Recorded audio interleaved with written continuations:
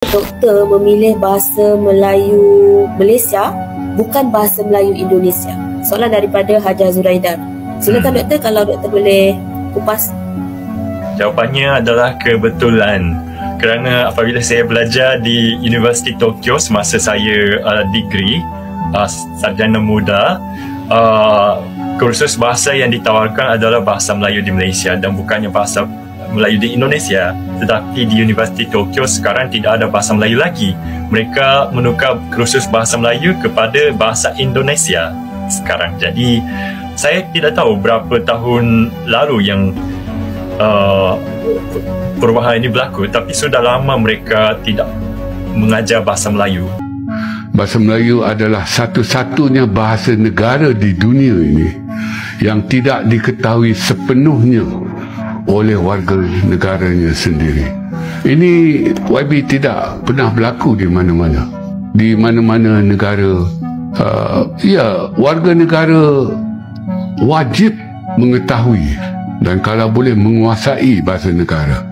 Yang kita tak nak adalah apabila satu kaum menjadi champion memperjuangkan hanya bahasa kaumnya sahaja. Yang itu tak sesuai lah dalam konteks negara kita. Kita dalam negara kita sendiri, bahasa kita pun tidak dihormati.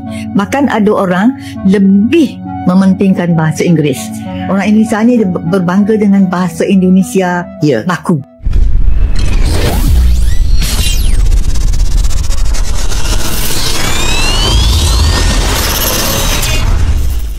Di era ketika kekuatan sebuah bahasa diukur dari konsistensi dan kedewasaan penuturnya, ada satu yang bikin kita tersenyum kecut. Kaum Melayu Malaides kerap berbicara tentang mimpi menjadikan bahasa Melayu sebagai bahasa dunia. Namun ketika dilihat dari praktik sehari-hari, mimpi itu justru berjarak jauh dari kenyataan. Di ruang publik, di media, hingga dalam percakapan resmi, bahasa Melayu baku jarang digunakan secara utuh. Yang lebih sering terdengar adalah bahasa rojak campuran Melayu dan Inggris yang digunakan tanpa beban. Fenomena ini bukan hanya terjadi di kalangan masyarakat, tetapi juga tampak jelas di level elit. Bahkan di Parlemen Malaides, forum resmi negara, bahasa rojak digunakan seolah menjadi hal yang wajar. Are you sure? Kalau sure kata sure, kalau tidak kata tidak. Are you sure? Kalau sure kata sure, kalau tidak kata tidak. Are you sure itu?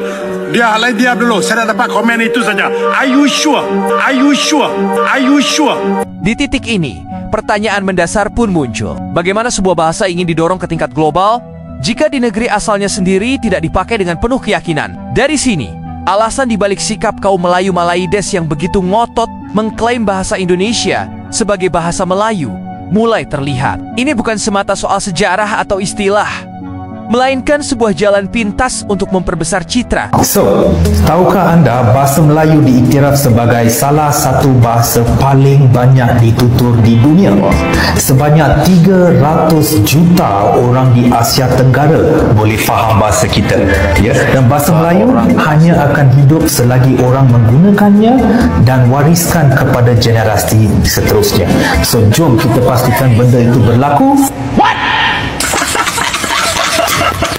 Jadi kalau kita lihat penutur bahasa Melayu di dunia, lebih 307 juta penuturnya. Kita lihat di negara kita sendiri, di Brunei, di Indonesia, di Singapura, ada penutur bahasa Melayu. Walaupun ada perbezaannya, tapi penutur bahasa Melayu itu wujud dan bahasa Melayu itu wujud. Dengan klaim tersebut, setidaknya ada dua keuntungan yang mereka dapatkan. Pertama, jumlah penutur bahasa Melayu Malaides yang sebenarnya terbatas tiba-tiba tampak melonjak menjadi ratusan juta dengan memasukkan penutur bahasa Indonesia. Di atas kertas bahasa itu terlihat besar dan seolah siap mendunia. Kedua, mereka tidak perlu menjalani proses panjang membangun bahasa sendiri. Tidak perlu standarisasi yang konsisten, tidak perlu pengayaan kosakata yang serius, dan tidak perlu kerja kebahasaan bertahun-tahun. Cukup menempel pada bahasa Indonesia yang telah berkembang matang, memiliki struktur jelas, dan digunakan luas dalam pendidikan, media, dan diplomasi. Di saat klaim itu terus disuarakan, di dalam negeri sendiri bahasa Melayu justru kalah oleh kebiasaan rojak, dan yang paling bikin lucu, banyak dari mereka tidak bisa berbahasa Melayu. Ini menunjukkan satu hal penting. Masalahnya bukan pada potensi bahasa, melainkan pada komitmen penuturnya. Ini pelbagai bahasa, pelbagai budaya. Pelbagai itu ialah dalam arti kata pelaksanaan. Tapi dari segi undang-undang termaktub bahawa bahasa Malaysia adalah bahasa rasmi dan kita mesti menunjukkan identiti kita. Boleh celah, Arau. Adakah bahasa Cina dan bahasa Tamil juga salah satu identiti Malaysia? Ni, itu kita dah tahu. Arau, kamu tak boleh jawab. Arau sudah jam lah. Arau sudah jam. Bahasa Cina dan bahasa Tamil dan bahasa Inggeris juga salah satu identiti Malaysia. Saya tak bagi pun. Baik. Jawablah Arau, jawab saja. Ya atau tidak? Soalan senang. Ini identiti Malaysia, tetapi kena ingat kita kena patuh kepada undang-undang perlembagaan. Betul. Jadi pelbagai bahasa digunakan, tapi bahasa Melayu hari ini nampak orang yang menentang bahasa Malaysia di saya tak menentang. Saya menghormati bahasa Malaysia.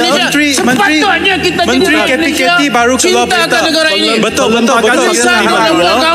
Sudah nyatakan tiada orang boleh larang kami menggunakan bahasa. Arau, Kampa dan juga Raup duduk. It come out and then we can discuss together or do something together for the female. So what do you think about the theme of given by this okay.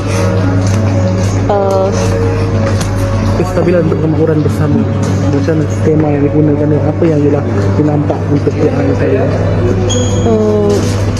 Apakah ia mampu untuk membawa kestabilan politik dekat Melaka ataupun macam mana?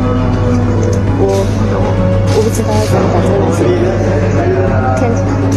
看Okey, kita terus soalan seterusnya. Okey, macam mana selaku yang paling muda nak bersaing dengan senior-senior dalam bidang politik? I will try my best. Saya nak tanya orang-orang Indonesia di sini, bila korang terserempak atau berjumpa dengan orang Malaysia di Indonesia, korang faham tak bila bercakap dengan dia?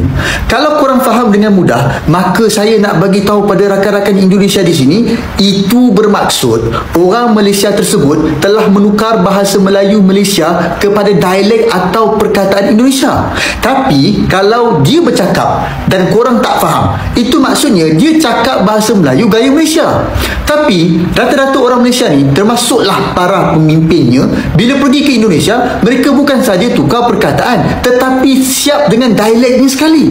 Pada saya, ini adalah satu kerugian, kerana kita sepatutnya kekalkan sahaja gaya bahasa masing-masing. Kalau betul-betul tak faham, barulah jelaskan maksud perkataan yang disebut tu.